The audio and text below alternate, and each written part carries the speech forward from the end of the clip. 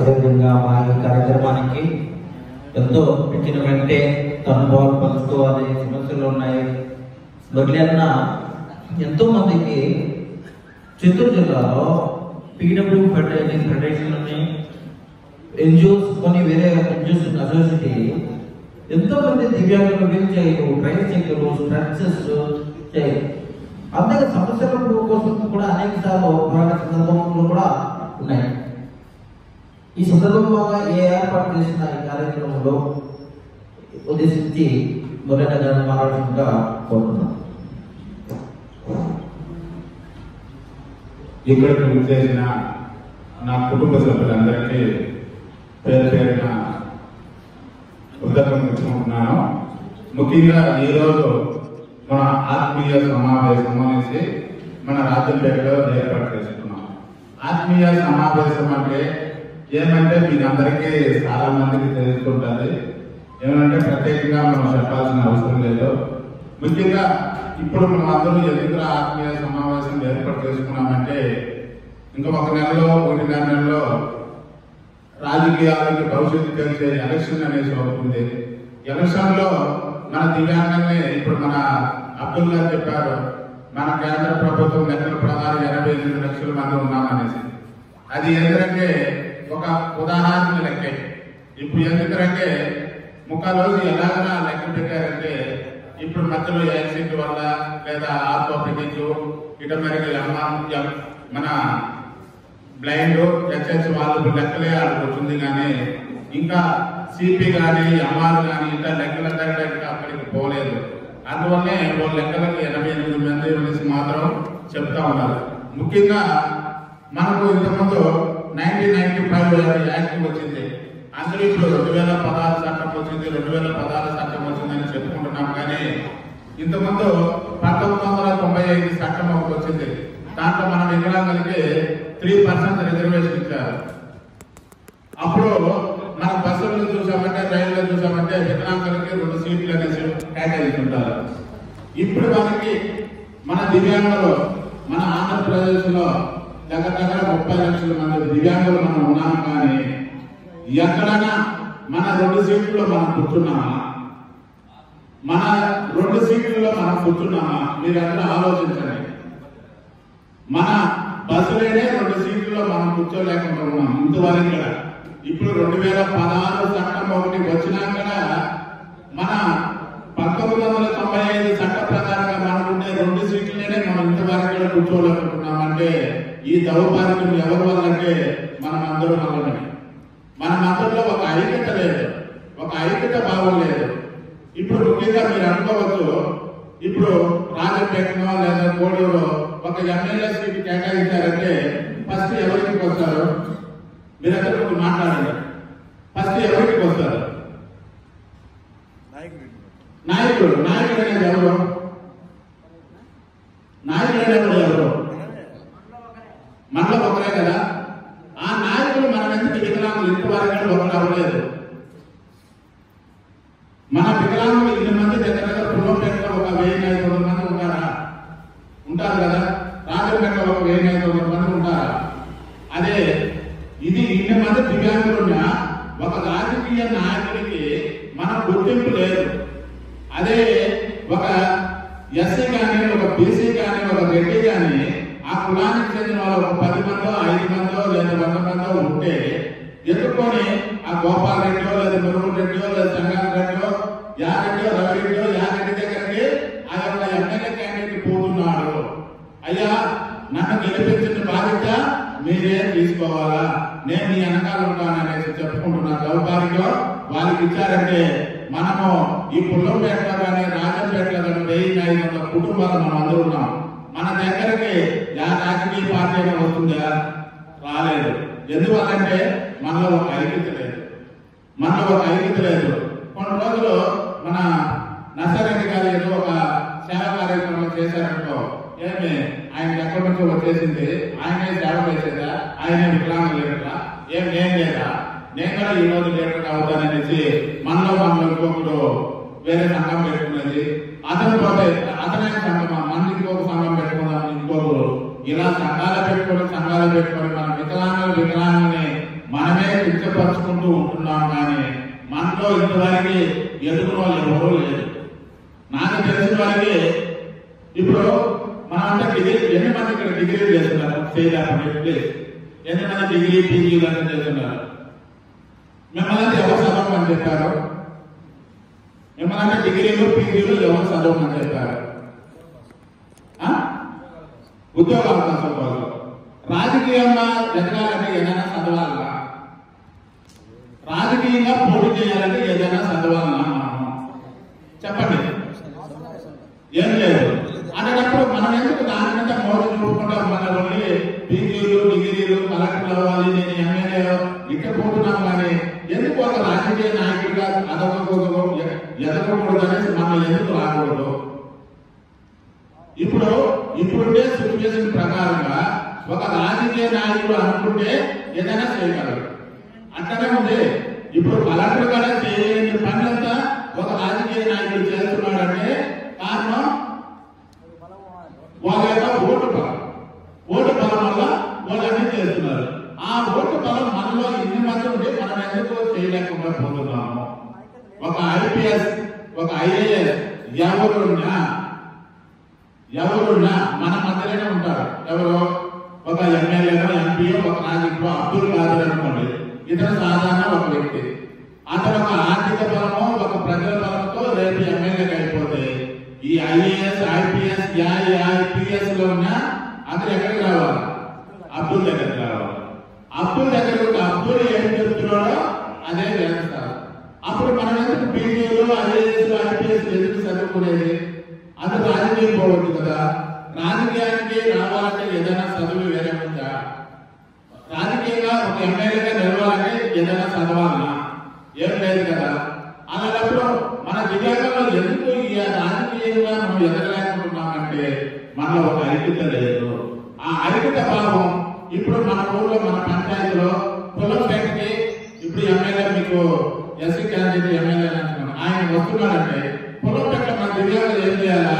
అయ్యా మా దివ్యాంగులకు ఒక నాయకుడు ఉన్నాడు, సుబ్బనర్సారెడ్డి గారు అనేసి మా పొలంపేటకి ఒక నాయకులు ఉన్నారు, మా బాధలు సాధలు ఆయన దగ్గర పోయి మాట్లాడండి అని మనం చెబితేనే ఆ రోజుకి మనలో ఒక ఐక్యత ఉందనే భావం మాత్రం తెలుస్తుంది.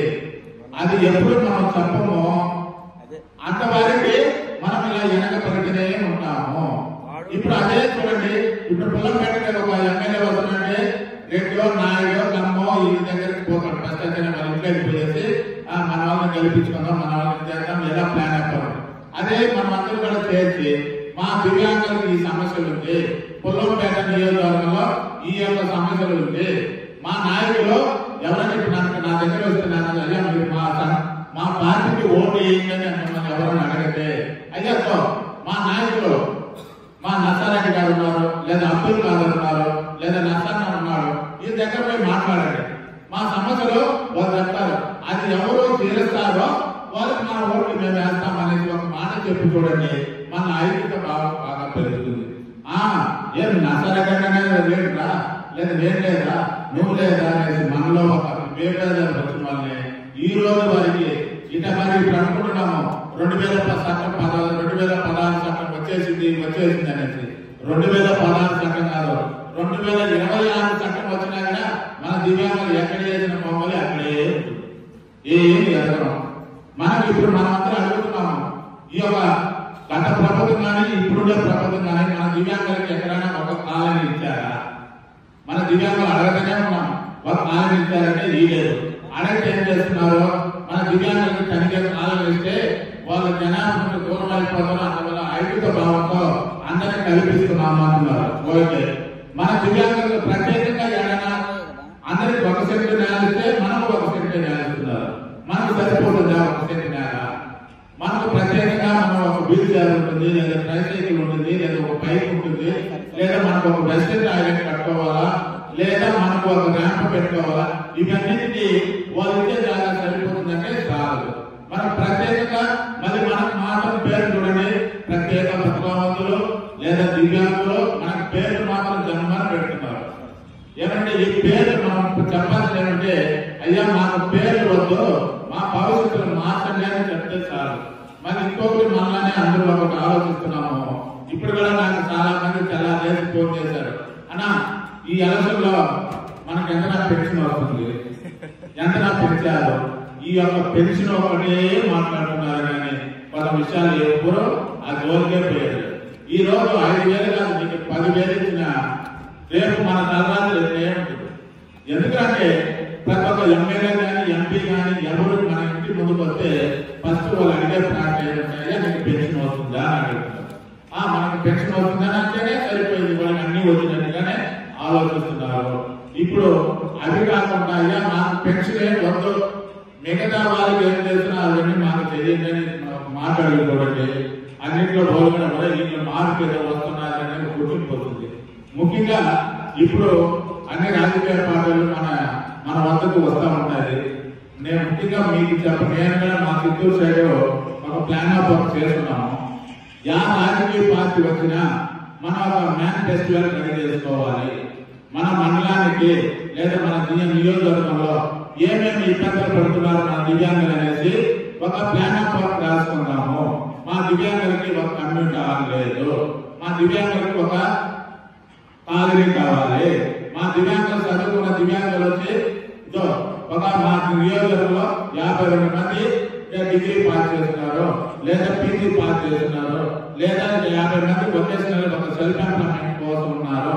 ఇదనేసి ఒక ప్లాన్ ఆఫ్ వర్క్ మీరు ప్లాన్ చేసుకుంటే రెడీ చేసుకొని యా పార్టీ రాని, యా పార్టీ మనకు ముఖ్యం కాదు, మన దివ్యాంగులకు ఎవరు మేలు చేస్తారో అదే మన పార్టీ. ఎవరంటే నేను ముఖ్యంగా రాజకీయ మన దివ్యాంగ సంఘ నాయకులు ఇంకొకటి చెప్తాను. నేను ఇంతవరకు కూడా యా పార్టీకి కోంకాల్సి వాడే కాదు, యా పార్టీ వస్తే అదే నా పార్టీ. ఈ రోజు వైఎస్ఆర్ వస్తే వైఎస్ఆర్ నా పార్టీ, రేపు కాంగ్రెస్ వస్తే కాంగ్రెస్ నా పార్టీ, రేపు టీడీపీ వస్తే టీడీపీ నా పార్టీ. ఎందుకంటే మన దివ్యాంగులకి అందరూ కావాలి, ఎవరంటే అందరి వల్ల సహాయం కావాలి. ఈ రోజు మనం ఏం చేస్తున్నామంటే ఏం చేయకుండా చిన్న విషయాలు కూడా మనం ఏం చేస్తున్నామంటే పొగడుతూ చేస్తున్నాం, పార్టీ ఏం చేశారు అది చేశారని. ఇంతవరకు మన దివ్యాంగులకి వెలుగు నింపారంటే ఈ 5 సంవత్సరాల్లో మన దివ్యాంగుల్లో ఆ పెన్షన్ తప్ప ఇంకేమీ లేదు. అది కూడా 3,000 రూపాయలు గత ప్రభుత్వం వచ్చింది. ఇప్పుడు ఆ 2,000 రూపాయలకి 3,000 రూపాయలు అందరికీ చేశారు, సమానంగా చేశారు. అది తప్ప వేరేం లేదు. ఒక సబ్సిడీ లేదు, ఒక ఇల్లు లేదు, ఒక 35 కిలోల బీపీ లేదు, ఒక మోటార్ వెహికల్ లేదు, ఇవన్నీ లేదు. మళ్ళీ అన్ని మేము చేస్తున్నామని.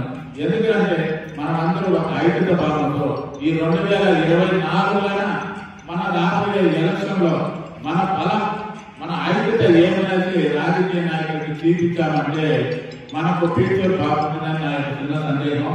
అందువల్ల నేను ఇప్పుడు మా జిల్లాలో మేము ఎలాగ ప్లాన్ ఆఫ్ చేసామో మన రాజంపేటలో కూడా మన పుల్లపేటలో కూడా మీరు ఒక యాక్షన్ ప్లాన్ చేసుకోండి.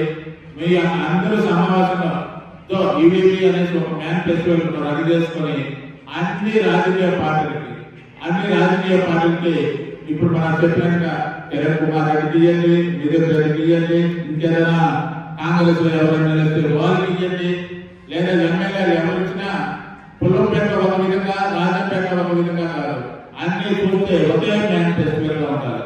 మీరు కూడా ప్లాన్ ఆఫ్ చేయండి, నేను చేస్తాను. దాంట్లో మనం అందరూ కలిసి మన ఏపీలోనే ఒకే మేనిఫెస్టోగా ఒకరు 6,000 రూపాయలు పెన్షన్ అంటారు, ఒకరు 7,000 రూపాయలు పెన్షన్ అంటారు, ఒకరు 3% రిజర్వేషన్ అడుగుతున్నారు, ఒక 10% రిజర్వేషన్ అడుగుతున్నారు, ఒకరు ఉద్యోగ అవకాశాలు అడుగుతున్నారు. ఇలాగా వాళ్ళ విధంగా వాళ్ళకి తోచిన విధంగా అడిగే వాళ్ళని ఇంతవరకు మనం వెనకబడిపోతున్నాము. అందువల్ల ఇప్పుడు మీరు కొంచెం చూడండి, ఇక్కడ మనం అందరూ ఆత్మ పెట్టి పోరాడుతున్నాం. బ్లైండ్ వాళ్ళు పెట్టండి, ఒక యూనియన్ ఉంది, వాళ్ళు అందరూ వచ్చినా రాకపోయినా వచ్చినా 4-5 మంది రాష్ట్ర ప్రభుత్వానికి మాట్లాడే శక్తి 5 మందిలో కల్పించుకుంటున్నారు. అదే ఒక ఏమి ఇంపాడు వాళ్ళు అదే కల్పించుకుంటారు. మన ఆత్మలో 40 మంది కాదు 40,000 మంది వచ్చినా మన సమస్యలను మనం తీర్చుకోలేకపోతున్నాం. ఏమిటంటే మనలో ఒక ఐక్యత లేదు, ఒక ఇది లేదు. ఏమిటంటే మనం వింటున్నాము, తింటున్నాము, నిద్రపోతున్నాము, అన్ని మనం తెలుస్తున్న వల్ల ఆ పని మనం చేసుకోలేకపోతున్నాం. ఎందుకంటే మనం ఒక ఐక్యత భావంతో మీరందరూ ఒకటిగా ప్లాన్ చేసుకుంటే మనం దయచేసి అందరూ ముందుకు పోవచ్చు. అందువల్ల మన రాబోయే ఎలక్షన్ సీజన్ లో మనం అందరూ ఒక ఐక్య తాకట్టుగా యా పార్టీ అనేది కాదు, మనకు మంచి చేసేదే మన పార్టీ. ఎవరు మనకు మంచి చేస్తారో ఆ పార్టీకి మనం అందరం మద్దతు తెలుపుతూ మనం అందరం ముందుకు పోదామనేసి కోరుకుంటూ, నాకు ఇంత దూరం వచ్చి నాకు మంచి అవకాశం కల్పించిన మన మిత్రులందరికీ పేరు పేరున థ్యాంక్స్ చెప్తూ ముగించుకుంటున్నాను. Thank you. మా యొక్క ఆహ్వానం మన్నించి చిత్తూరు నుంచి ఇక్కడికి ఎంతో శ్రమ వచ్చినటువంటి మురళీధర్ గారికి కృతజ్ఞత తెలియజేస్తున్నాం. అలాగే పార్లమెంట్ స్థాయిలోని వివిధ మండలాల నుంచి ఇక్కడికి నేను పిలుచుకుని వచ్చినటువంటి ప్రతి ఒక్కరికి కూడా ప్రత్యేక కృతజ్ఞత తెలియజేసుకుంటున్నాం. అలాగే ఎవరైనా సరే పార్లమెంట్ స్థాయిలో కావచ్చు, నియోజకవర్గ స్థాయిలో కావచ్చు, మేము ఎమ్మెల్యేగా కానీ ఎంపీగా కానీ నిలబడతాము అని ఎవరికైనా మీ యొక్క మనసులో ఉంటే మా దృష్టికి తీసుకెళ్తే అన్ని సంఘాలు ఏకమై మీకు సపోర్ట్ అందించడం జరుగుతుంది. అది ఎవరైనా కావచ్చు, ఏ మండలమైనా కావచ్చు. మన పార్లమెంట్ స్థాయిలో ఉన్నటువంటి ఏ మండలం నుంచి అయినా సరే ఎవరైనా అభ్యర్థులు ఉంటే కదా వారు మా దృష్టికి ఎవరైనా తీసుకొస్తే వారిని అనౌన్స్మెంట్ ఇచ్చి అందరం కూడా కలిసికట్టుగా అన్ని మండలాలు కలిసి వారిని ముందుకు తీసుకెళ్లేందుకు ప్రయత్నిస్తాం. కాబట్టి అలా ఎవరైనా ఉంటే ఒక 2-3 రోజుల్లో చెప్పినారంటే వారిని కూడా పరిగణలోకి తీసుకుని వారిని మనం ఎంకరేజ్ చేస్తూ ముందుకు తీసుకెళ్తామని తెలియజేస్తున్నాం.